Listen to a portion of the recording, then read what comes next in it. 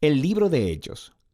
En el primer video vimos que Lucas empieza el libro mostrándonos cómo el Jesús resucitado fue exaltado como el Rey del mundo. Él prometió enviar el Espíritu Santo como su presencia personal para empoderar a sus seguidores en su tarea de ir al mundo y ser testigos de las buenas nuevas de su reino, hasta que un día Él regrese. Y así empezó el movimiento en Jerusalén, cuando el Espíritu vino y transformó a los seguidores de Jesús en el nuevo templo prometido por los profetas de la Escritura. Pero esto generó conflicto con los líderes de Jerusalén y produjo la persecución de los cristianos. El Espíritu transformó esto en algo bueno. De hecho, se convirtió en el medio a través del cual las comunidades de Jesús, originalmente judías, fueron esparcidas fuera de Jerusalén para convertirse en un movimiento internacional multiétnico. Y la iglesia emblema de este diverso movimiento de Jesús estaba en Antioquía, la ciudad más grande del Imperio Romano en esa área. Nos quedamos con Bernabé y Pablo sirviendo en la iglesia de Antioquía, y el Espíritu mueve a la iglesia a enviarles en un viaje misionero, lo que abre toda una nueva sección en el libro. Las historias de Pablo y sus colaboradores viajando a diferentes ciudades en el Imperio Romano, anunciando las buenas nuevas de que Jesús es Rey. La primera misión es al interior de lo que se conoce como Asia Menor, que se encuentra en la Turquía moderna, y termina con una reunión importante de los apóstoles de vuelta en Jerusalén. La segunda misión es a través de Asia Menor y luego hacia la antigua Grecia. La tercera misión es a través de ese mismo territorio y concluye con el viaje de Pablo de vuelta a Jerusalén. Ahora, al contar todas estas historias, Lucas ha resaltado un número de temas importantes por medio de la repetición. Primero tenemos la misión continua a Israel. Cuando Pablo entra a una nueva ciudad, él siempre va primero a la sinagoga judía para compartir acerca del Rey Jesús resucitado y de cómo él está formando una nueva y multiétnica familia de Dios. La mayoría de las veces, muchas personas reconocen a Jesús como el Mesías, pero algunos se oponen a Pablo. A veces hasta lo expulsan de la ciudad como a un peligroso rebelde que se opone a la Torá y a la tradición judía. Y esta tensión culmina después del primer viaje, llevando a un concilio en Jerusalén. Pablo descubre que hay algunos cristianos judíos en Antioquía que están diciendo que a menos que las personas no judías se hagan judías, practicando la circuncisión, el día de reposo y obedeciendo las leyes de comida kosher, no pueden ser parte de la familia de Jesús. Pero Pablo y Bernabé están en profundo desacuerdo y llevan el debate al concilio de líderes en Jerusalén. Entonces ahí, Pedro, Pablo y Santiago, el hermano de Jesús, mostraron a partir de las Escrituras y de su experiencia que el plan de Dios siempre fue incluir a las naciones gentiles en su pueblo del pacto. Así que ellos escriben una carta pidiendo a los cristianos no judíos que dejen de participar en los sacrificios paganos del templo, pero no les requieren que adopten una identidad étnica judía o que obedezcan las leyes de la Torá. Esta decisión fue completamente revolucionaria para la historia del movimiento de Jesús. Jesús es el Mesías judío, pero también es el Rey resucitado de todas las naciones. Así que ya la membresía dentro de su pueblo no se basa en la identidad étnica o en seguir las leyes de la Torá. Simplemente se basa en confiar en Jesús y seguir sus enseñanzas. Y esta realidad multiétnica del movimiento de Jesús nos lleva al siguiente tema que Lucas quiere que veamos en estos viajes misioneros: el choque de culturas entre los primeros cristianos del mundo griego y romano. Lucas registra varios choques en Filipos, Atenas y Éfeso.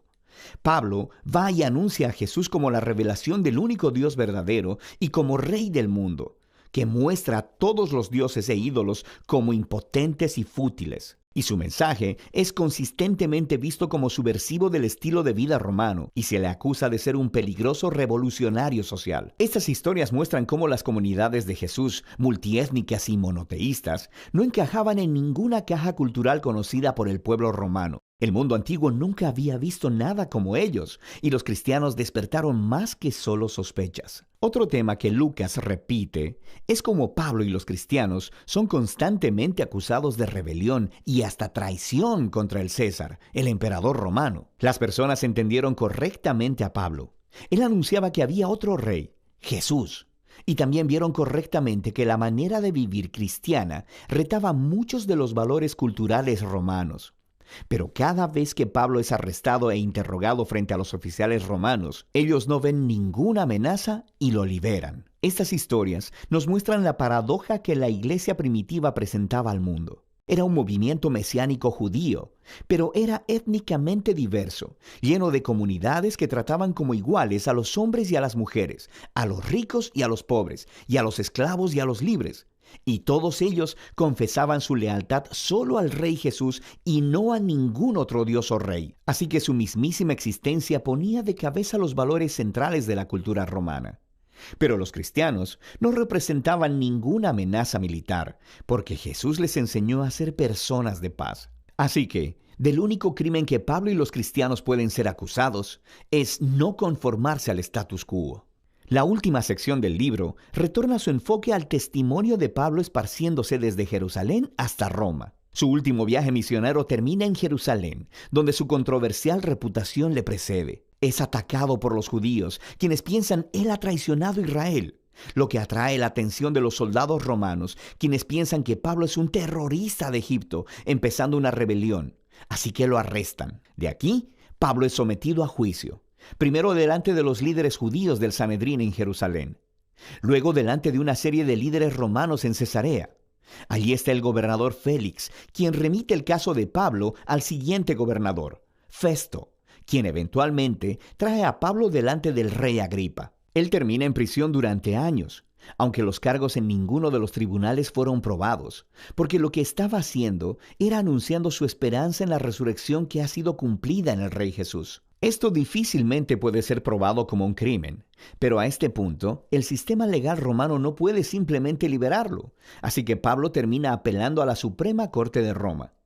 Ahora, uno podría pensar que todo este tiempo en prisión sería un contratiempo, porque su pasión es andar por los caminos iniciando nuevas comunidades de Jesús. Pero en este libro, el Espíritu orquesta todo para bien. Así que el encarcelamiento le da a Pablo tiempo para escribir sus cartas apostólicas más importantes, y éstas se convierten en la forma en que su legado misionero continuará por mucho tiempo después de su muerte. Eventualmente Pablo es transferido a una prisión en Roma, y después de un aterrador viaje a través del Mediterráneo donde casi muere, Pablo termina en arresto domiciliario en Roma, esperando su retardado juicio. De manera que en una casa bastante bonita, es capaz de ser anfitrión de reuniones regulares que alcanzan a judíos y gentiles. Y las últimas palabras del libro son acerca de cómo Pablo está anunciando el reino de Dios y enseñando con denuedo todo acerca del Señor Jesús, el Mesías, sin ningún impedimento.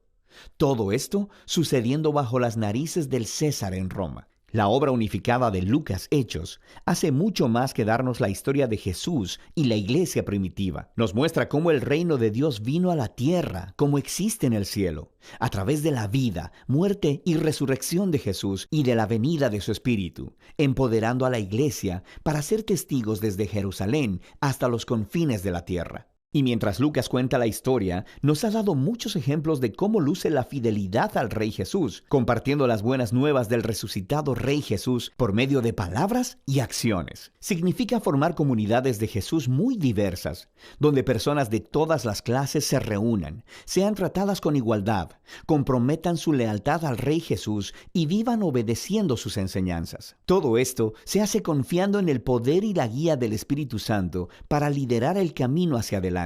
Y de eso se trata el libro de Hechos.